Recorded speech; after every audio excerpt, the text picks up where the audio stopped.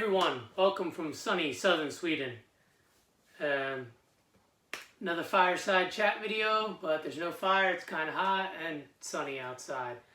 So I heard what you guys said about the strobe effect from the last video. I guess that was from these LED lights that I have in here, or as we say in Sweden, LED.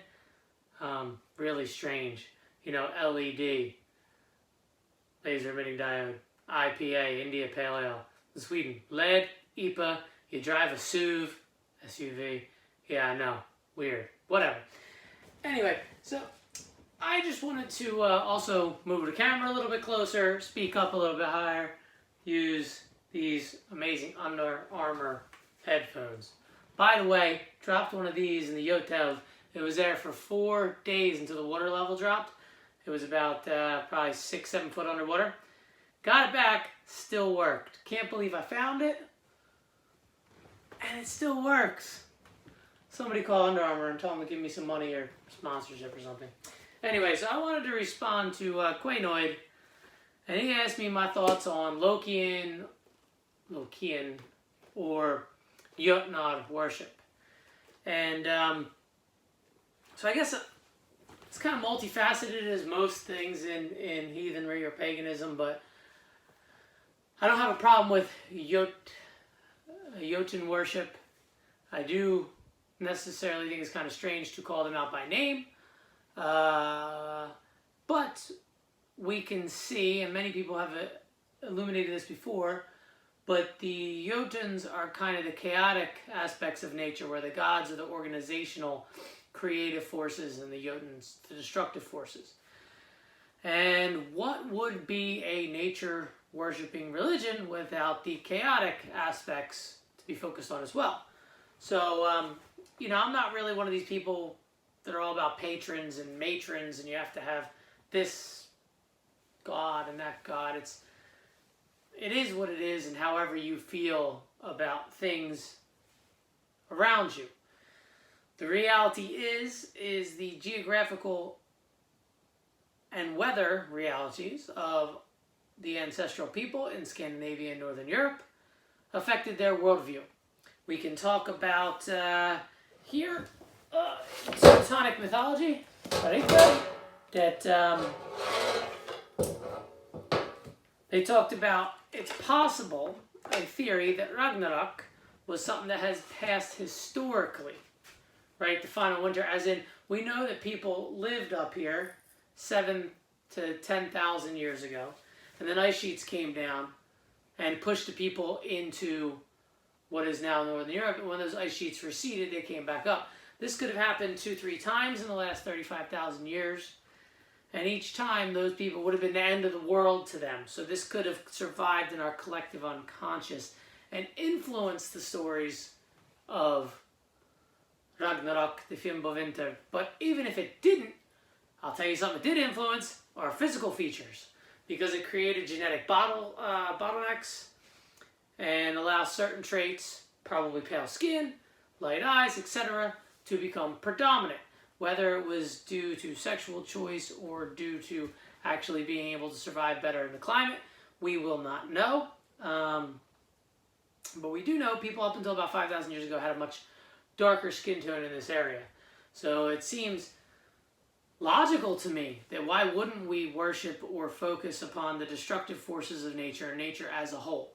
Why do we only talk about Thor, and why do we not talk about wildfire and other concepts of that? I'm really not as versed in it, but like even Loki's parents, if you look at the root words for that, is fire and destruction, and then creation, rising from mist. And I think it's important to remember these cycles of destruction and creation that exist in all polytheistic pantheons across the Proto-Indo-European world. Now I'm just talking off the tangent here. I do think it's a little strange.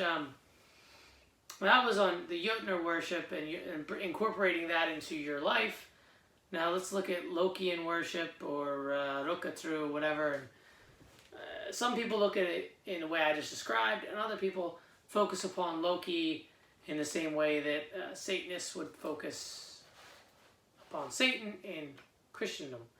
But of course, there's two schools of thought. with Satanism, there is Lokean Satanism, where you're looking at it literally as chaos and self-servance and as man. And then there's those that I really don't believe exist. I don't believe that anybody is a true theological Satanist other than for effect. I mean, why would you worship the first loser, right? I mean, if you avow the reality of Satan, then you also say you believe in Jesus. So Satanism is a logical conundrum and paradox there. So some of the people that worship Loki as in the negative, destructive aspects, I look at that in the same way as Satanism. Just looking for help, not help, attention, focus on me, let's wear, black clothes and some white makeup. And if you're into that, that's cool. I don't care. I don't judge. I just don't think it is really anything besides a statement. If you choose to focus on Loki that way, then you're actually not looking at Loki as the character from Nordic mythology and our ancestral roots. You're looking at him as a paradigm, or as the same paradigm or equivalent to Satan. And as I've said over and over, Norse mythology and other pre-Christian, Proto-Indo-European native traditions that have nothing to do with the Abrahamic faiths do not fit into a template of the Abrahamic faiths. They are very, very distinct. Not everything has to have a correlation. So therefore, I'm very wary of Lokean worship until I get to see what the person means behind it when they start talking about it. And I see people trying to put a higher significance on things. I will actually bring a short point up in a minute. But I'm all for Jotnar or worshiping Loki as in the catalyst for the movement of the events of the world, of the ages of man and of the gods.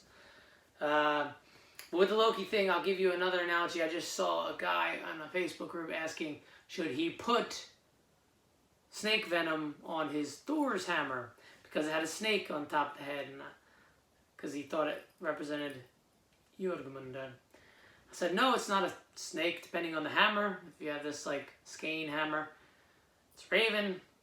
There's others that are goats, wolves. Really doesn't matter what styles, but I mean, Jotuns kind of killed Thor. So you don't want to honor him by putting something on your hammer. And even so, there's no need for any of that. Listen, there's no need for statement of purpose. I am a heathen. That is something Abrahamic. Our ancestors were born into the heathen and pagan reality of the world around them.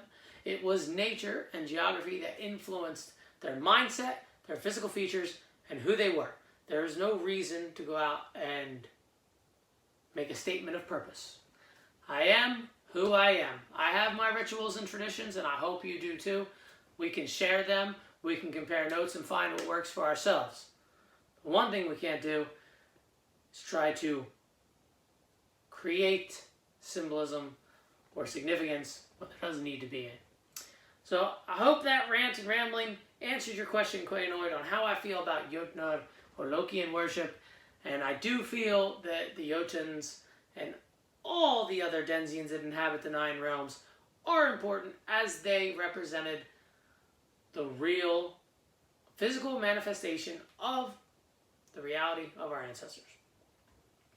And with that thought, enjoy your own Nordic journeys, my friends.